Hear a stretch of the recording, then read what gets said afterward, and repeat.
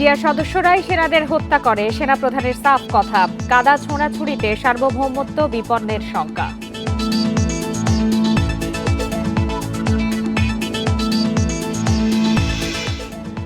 জন আকাঙ্ক্ষা বাস্তবায়নে রাজপথই শ্রেয়, বললেন নাহিদ ইসলাম। নতুন দলে দায়িত্ব নিতে পদত্যাগ।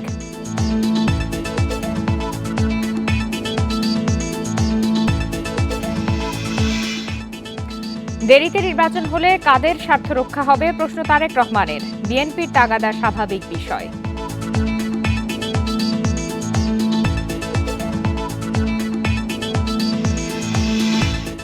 রিসোর্টে অগ্নি নির্বাপন ব্যবস্থা না থাকায় সাজেকে আগুন ছড়িয়ে পড়ে। ক্ষতি 50 কোটি টাকার, নিঃস্ব অনেকে।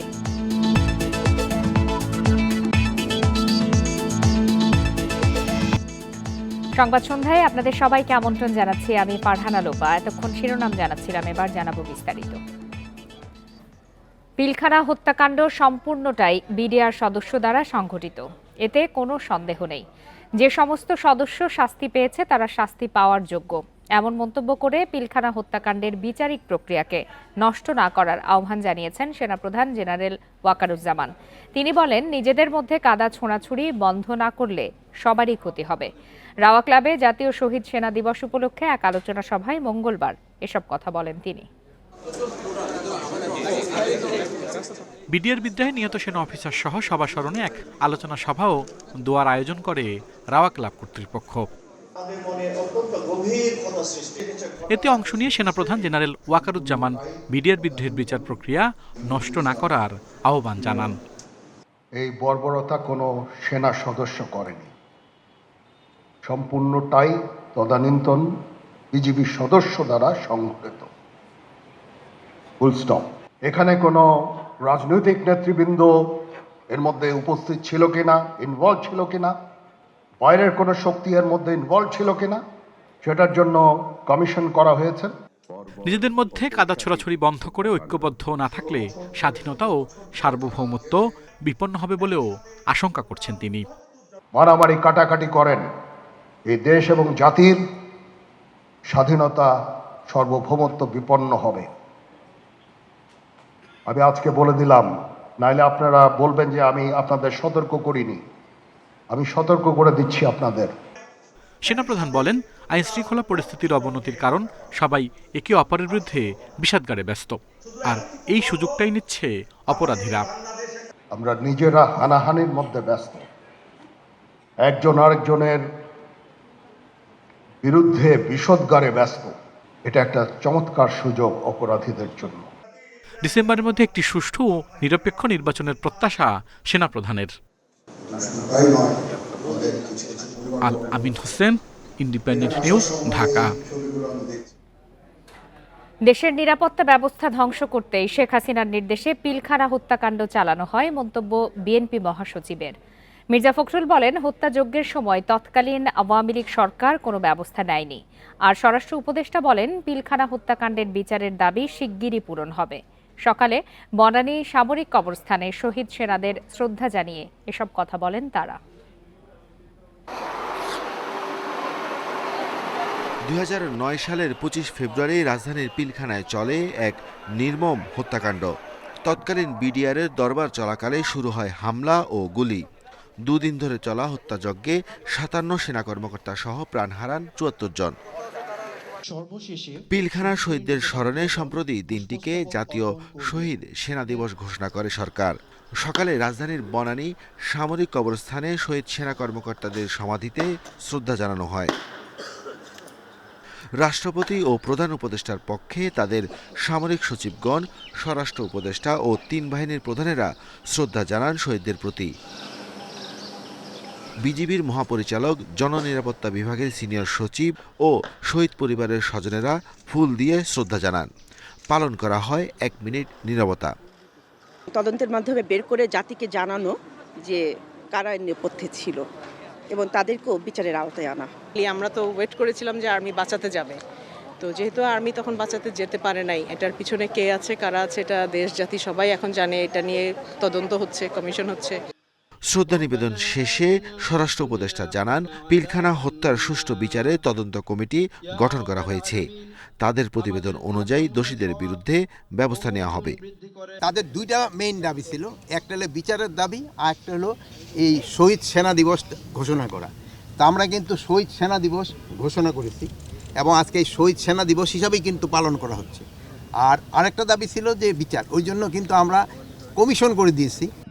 পিলখানা শহীদদের প্রতি বিএনপি, জাতীয় পার্টি সহ বিভিন্ন সংগঠন ও সংস্থাও শ্রদ্ধা জানায়। বিএনপির মহাসচিব বলেন, হত্যাকাণ্ডের যোগসাজশ থাকায় শেখ হাসিনার নেতৃত্বে তৎকালীন আওয়ামী লীগ সরকার কোনো ব্যবস্থা নেয়নি।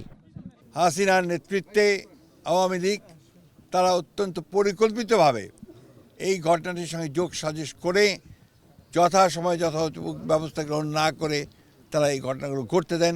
দুদিন ধরে বিডিআর পিলখানাতেই হত্যাযজ্ঞ চলে। নৃশংস পিলখানা হত্যাকাণ্ডের সুষ্ঠু বিচার নিশ্চিতের দাবি জানান শ্রদ্ধা জানাতে আসা বিভিন্ন সংগঠন ও শহীদ পরিবারের সদস্যরা। Arafatur Rahman, independent news, Dhaka. July অভ্যুত্থানের আকাঙ্ক্ষা পূরণ ও রাজনৈতিক দলে যোগ দেওয়ার অভিপ্রায়ের কথা জানিয়ে পদত্যাগ করলেন তথ্য উপদেষ্টা নাহিদ ইসলাম। মঙ্গলবার দুপুরে যমুনায় প্রধান উপদেষ্টার সঙ্গে দেখা করে পদত্যাগপত্র জমা দেন তিনি। পরে সাংবাদিকদের বলেন, গণ অভ্যুত্থানে অংশগ্রহণকারী শক্তিকে সুসংহত করতে সরকারের চেয়ে সরকারের বাইরে রাজপথে ভূমিকা রাখা বেশি প্রয়োজন। গত বছর বৈষম্য বিরোধী ছাত্র আন্দোলনের সমন্বয়ক হিসেবে আলোচনায় আসেন নাহিদ ইসলাম। জুলাই অভ্যুত্থানে বিজয়ের পর ৮ আগস্ট ছাত্রদের পক্ষ থেকে অন্তর্বর্তী সরকারের উপদেষ্টা হিসেবে শপথ নেন। তথ্য সহ দুটি মন্ত্রণালয়ের দায়িত্ব পান। সম্প্রতি বৈষম্য বিরোধী ছাত্র আন্দোলন ও জাতীয় নাগরিক কমিটির দল গঠনের সিদ্ধান্ত এলে গুঞ্জন ওঠে দলটির শীর্ষস্থানীয় নেতৃত্বে যাচ্ছেন নাহিদ। অবশেষে মঙ্গলবার দুপুরে প্রধান উপদেষ্টার বাসভবন যমুনায় গিয়ে পদত্যাগপত্র জমা দেন নাহিদ ইসলাম। বলেন, অন্তর্বর্তী সরকার অভ্যুত্থানের আকাঙ্ক্ষা পূরণে এখনো ব্যর্থ। সেই আকাঙ্ক্ষা পূরণে তাই রাজপথে থাকাকে জরুরি মনে করছেন তিনি।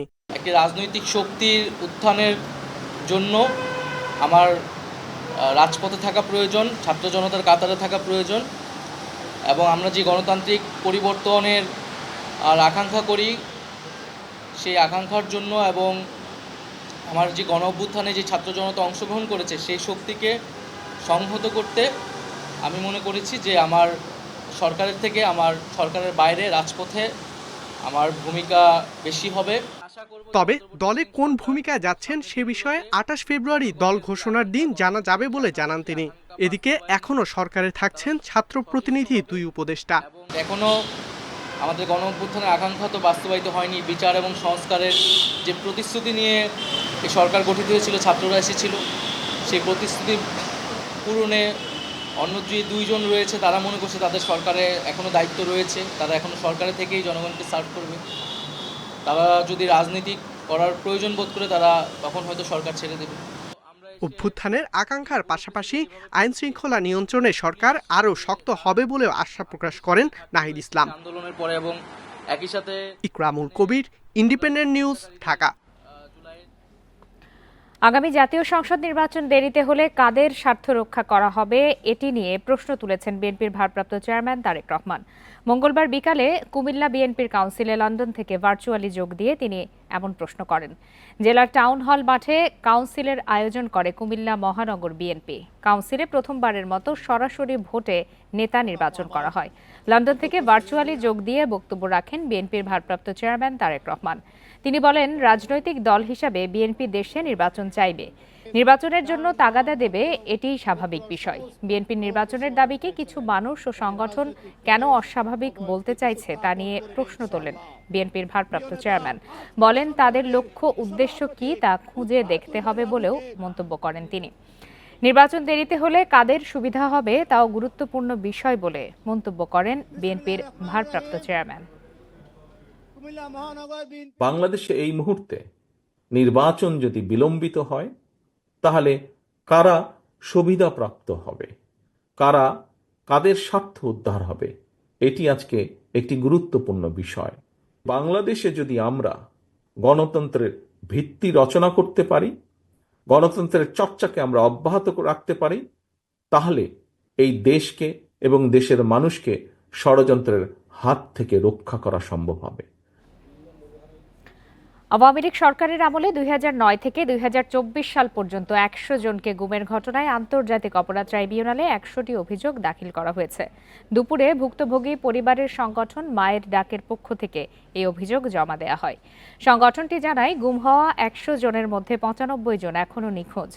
অভিযোগে সাবেক প্রধানমন্ত্রী শেখ হাসিনার নিরাপত্তা উপদেষ্টা তারেক সিদ্দিকী, সাবেক আইজিপি বেনজির আহমেদ সহ র্যাব, পুলিশ, ডিবির সাবেক 60 কর্মকর্তাকে আসামি করা হয়েছে বলে জানান আইনজীবী শিশির মনির। বলেন, ট্রাইব্যুনালে সঠিক বিচার প্রত্যাশায় স্বজনরা।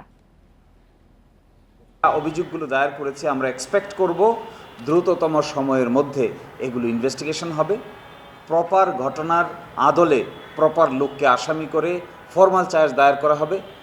আমরা আমাদের পক্ষ থেকে যতটুকু ইনভেস্টিগেট করেছি নিজেদের সামর্থ্য অনুযায়ী তার সফট কপি এবং হার্ড কপি দুটোই আমরা ট্রাইব্যুনালের সামনেও ইনভেস্টিগেশন এজেন্সির সামনে আমরা জমা দিয়েছি। সাজেকের ভয়াবহ অগ্নিকাণ্ডে পুড়েছে রিসোর্ট, রেস্টুরেন্ট ও স্থানীয়দের ঘরবাড়ি। আনুমানিক ক্ষতির পরিমাণ 50 কোটি টাকা বলছে প্রশাসন। আগুনে 35টি বসতবাড়ি পুড়ে যাওয়ায় চরম সংকটে স্থানীয় লুসাই ও ত্রিপুরা জনগোষ্ঠীর 200 মানুষ। দুর্গম এলাকায় অগ্নি নির্বাপন ব্যবস্থা না থাকায় বেড়েছে আগুনের ক্ষয়ক্ষতি, বলছে ফায়ার সার্ভিস। সাজেকের ইতিহাসে ভয়াবহতম অগ্নিকাণ্ডে রিসোর্ট, রেস্টুরেন্ট ও দোকানের পাশাপাশি ক্ষতিগ্রস্ত হয়েছে স্থানীয়রা। আগুনে ঘরবাড়ি পুড়ে যাওয়ায় সাজেকের রুইলিপাড়ার এই স্টোন গার্ডেনে রাত কাটিয়েছে স্থানীয় লুসাই ও ত্রিপুরার জনগোষ্ঠীর মানুষ। আগুনে লুসাই জনগোষ্ঠীর 16টি ও ত্রিপুরাদের 19টি বসতঘর পুড়ে যায়। সামান্য কিছু মালামাল ও আসবাবপত্র রক্ষা করতে পারলেও পুড়ে ছাই হয়ে গেছে ঘরবাড়ি। ভবিষ্যৎ নিয়ে দুশ্চিন্তায় শেষ সম্বল হারানো মানুষেরা। আমরা তো কিছু রক্ষা করতে পারছি না, সব আমার আত্মীয় স্বজনের বাড়ি পড়ে গেছে, অনেক ক্ষয়ক্ষতি হয়েছে। কারণ আমাদেরকে যাতে সাহায্য করে, আমাদের অন্তত থাকার মতো হলে ব্যবস্থা করে দেয়। আগুনে ক্ষতিগ্রস্ত স্থানীয়দের জরুরি খাবার ও আশ্রয় দিয়ে সহায়তার হাত বাড়িয়ে দিয়েছেন সাজেকের রিসোর্ট মালিকেরা। নিঃস্ব মানুষদের সহায়তায় সরকার ও বিত্তবানদের এগিয়ে আসার আহ্বান স্থানীয় জনপ্রতিনিধির। আমার রিসোর্ট প্রায় 40 লাখের উপরে হবে, প্লাস হবে, পুড়ে গেছে। এখন সরকারের কাছে একটা আহ্বান, সরকার যেন এগিয়ে আসুক। ফায়ার সার্ভিস বলছে, বেশিরভাগ রিসোর্ট কাঠের বাড়ি হওয়ায় বাতাসের তীব্রতায় আগুন দ্রুত ছড়িয়ে পড়ে। রিসোর্টে পর্যাপ্ত অগ্নি নির্বাপন সরঞ্জাম না থাকায় আগুন নেভানো যায়নি, জানালেন কর্মকর্তা। প্রত্যেকটা রিসোর্ট, প্রত্যেকটা দোকান, প্রত্যেকটা ঘরবাড়ির মধ্যে অগ্নি নির্বাপনের সামগ্রী যদি থাকে, আগুনের শুরু থেকে যদি নির্বাপন করা যদি যায় তাহলে আগুন বড় হতে পারে না। সাজেকে আগুনের ঘটনা তদন্তে 5 সদস্যের কমিটি গঠন করেছে রাঙ্গামাটি জেলা প্রশাসন। Independent news. চট্টগ্রামে ছিনতাইকারীর ছুরিকাঘাতে 2 পুলিশ সদস্য আহত হয়েছেন। তাদের চট্টগ্রাম মেডিকেলে ভর্তি করা হয়েছে। দুপুরে ডাবল মুরিংয়ের বারিক বিল্ডিং মোড়ে এই ঘটনা ঘটে। আহতরা হলেন উপপরিদর্শক আহলাদ ইবনে জামিল এবং এসআই জামিল। পুলিশ জানায়, ছিনতাইয়ের প্রস্তুতিকালে তাদের ধরতে যায় পুলিশ। এ সময় 2 পুলিশ সদস্যকে ছুরিকাঘাত করে পালিয়ে যাওয়ার চেষ্টা করেন ছিনতাইকারীরা। পরে 3 জনকে আটক করে আইনশৃঙ্খলা বাহিনী থানায় নিয়ে যায়। এ সময় দেশীয় অস্ত্র ও 2 লাখ টাকা জব্দ করা হয়। পুলিশ বলছে, আটককৃতদের বিরুদ্ধে ছিনতাই, ডাকাতি সহ 30টির বেশি মামলা রয়েছে। 2 মাস আগেও একই এলাকা থেকে আটক হয়েছিলেন তারা। জামিন পেয়ে আবারও ছিনতাইয়ে জড়িয়ে পড়েন।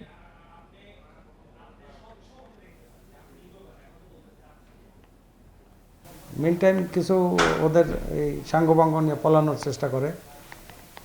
ওরা 3 জনকে ধরতেও সক্ষম হয় ওদের দস্তদস্তির এক পর্যায়ে। তো আমাদের সাব ইন্সপেক্টর 2 জন ইনজুর্ড হয়। জামিলের হাতে বাম সাইডে প্লাস কান কেটে গেছে। সাভারের বিরুলিয়ায় ব্যাটারি কারখানায় অগ্নি নির্বাপক যন্ত্র বিস্ফোরণে 2 শ্রমিকের মৃত্যু হয়েছে। দুপুরে খাগান এলাকায় এই দুর্ঘটনা ঘটে। নিহত অলিউর রহমান ও ফয়েজ উদ্দিন ওই ব্যাটারি কারখানায় দিনমজুরির ভিত্তিতে কাজ করতেন। পুলিশ জানায়, কারখানার নিরাপত্তায় অগ্নি নির্বাপক যন্ত্র কেনে মালিকপক্ষ। সেসব যন্ত্র পিকআপ থেকে নামানোর সময় একটি বিস্ফোরিত হয়। এতে ঘটনাস্থলেই মারা যান ফয়েজ উদ্দিন। অলিউর রহমানকে উদ্ধার করে হাসপাতালে নেওয়া হলেও বাঁচানো যায়নি। এ ঘটনায় তদন্ত করে ব্যবস্থা নেওয়ার কথা জানিয়েছে পুলিশ।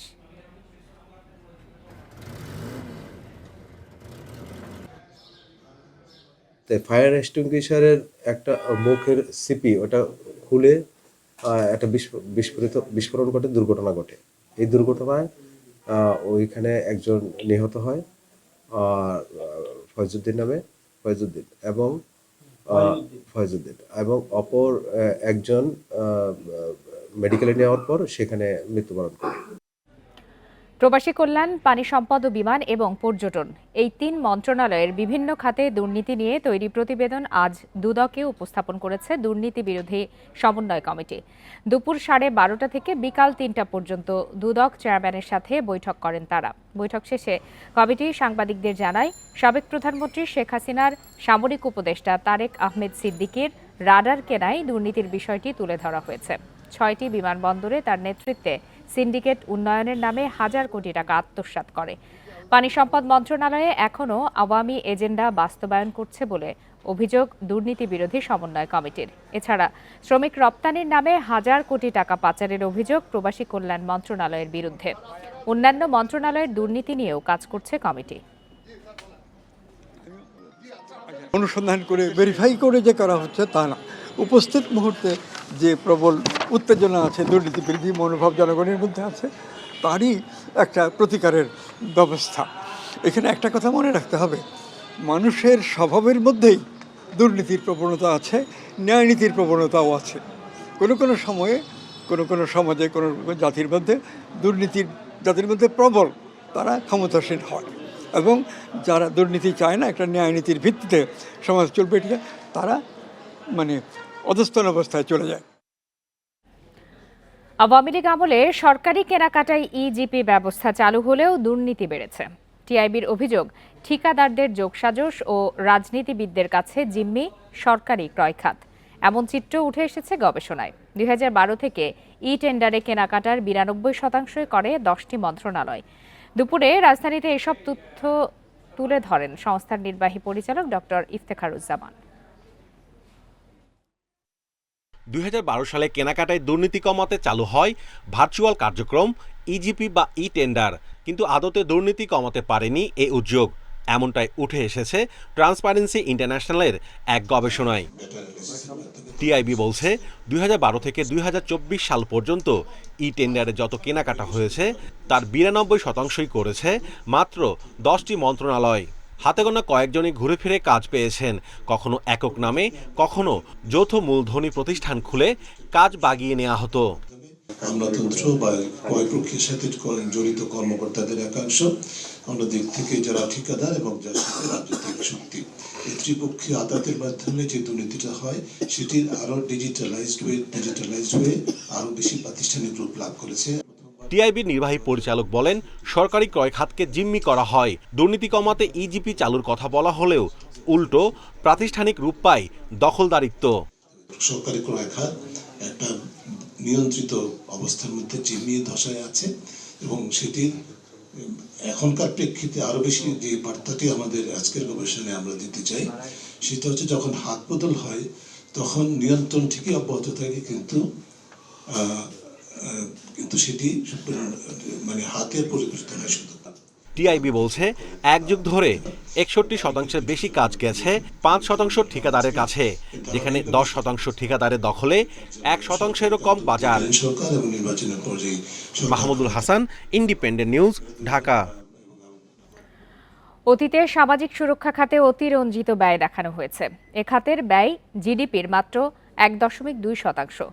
বেসরকারি সংস্থা র্যাপিডের এক গবেষণায় এই চিত্র উঠে আসে। রাজধানীতে সিপিডির 2 দিনের সম্মেলনে সামাজিক সুরক্ষা নিয়ে সমাজ কল্যাণ উপদেষ্টা বলেন, এ খাতে যে বরাদ্দ দেয়া হয় তা লোক দেখানো। এর সুষম বণ্টনে রাজনৈতিক অঙ্গীকার থাকতে হবে বলেও মন্তব্য করেন তিনি।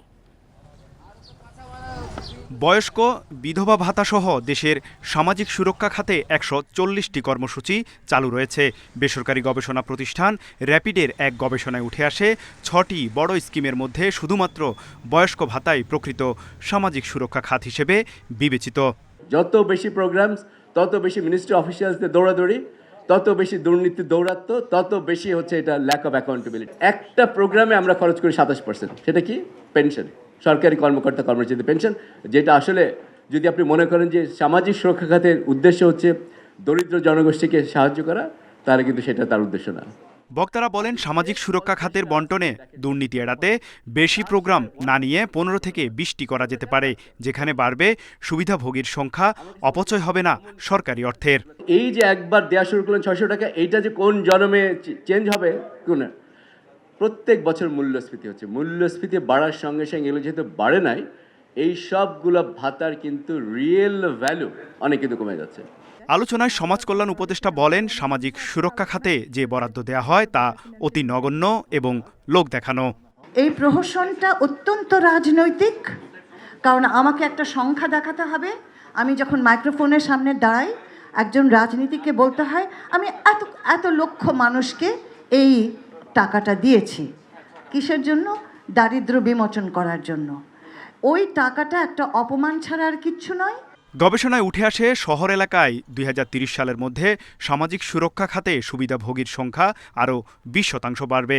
তাই এটি মাথায় রেখে আগামী বাজেটে এ খাতে বরাদ্দ রাখার পরামর্শ বিশ্লেষকদের। তৌহিদ রানা, ইন্ডিপেন্ডেন্ট নিউজ, ঢাকা। আর এই ছিল আজকের সংবাদ সন্ধ্যায়। ইন্ডিপেন্ডেন্ট টেলিভিশনের সব খবরের আরও বিস্তারিত জানতে চোখ রাখুন ফেসবুক, ইউটিউব আর এক্সে। ধন্যবাদ এতক্ষণ সাথে থাকার জন্য।